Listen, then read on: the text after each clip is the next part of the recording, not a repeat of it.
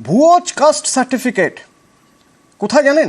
শিক্ষকের চাকরিতেও ভুয়ো caste certificate. এবার স্কুল সার্ভিস কমিশনকে চিঠি দেওয়া হয়েছে, রাজ্য পুলিশ চিঠি দিয়েছে। 3 জন এরকম রয়েছেন যাদের ভুয়ো কাস্ট সার্টিফিকেট, তাদের বিরুদ্ধে অভিযোগ জানিয়ে চিঠি দেওয়া হয়েছে এবং এসএসসি থেকে রিপোর্ট চাওয়া হয়েছে। সোমরাজ রয়েছেন আমার সঙ্গে।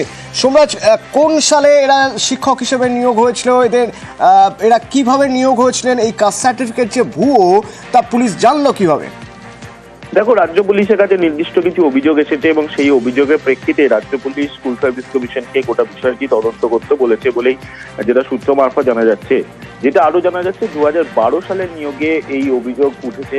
2012 সালের নিয়োগকে কেন্দ্র করে যেটা জানা যাচ্ছে যে 3 জনের নামে অভিযোগ জানিয়ে বা চিঠি দিয়েছে রাজ্য পুলিশের তরফে স্কুল সার্ভিস কমিশনকে।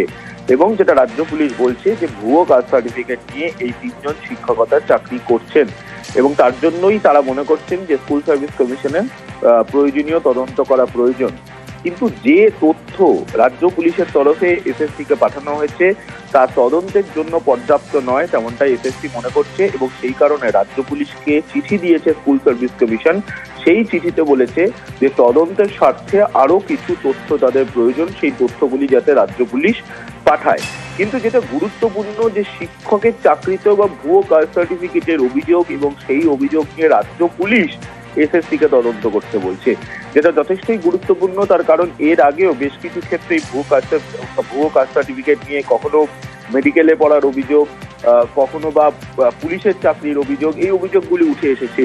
কিন্তু শিক্ষকতার চাকরি নিয়ে এই অভিযোগ ওঠেনি, যে অভিযোগ এবার রাজ্য পুলিশের তরফেই এসএসসি কে দেওয়া হচ্ছে এবং এসএসসি ইতিমধ্যেই গোটা বিষয়টি নিয়ে যথেষ্টই নড়ে চড়ে বসেছে। তার কারণ তুমি জানো যে দীর্ঘদিন ধরে স্কুল সার্ভিস কমিশনের মাধ্যমে শিক্ষক নিয়োগের প্রক্রিয়া চলে।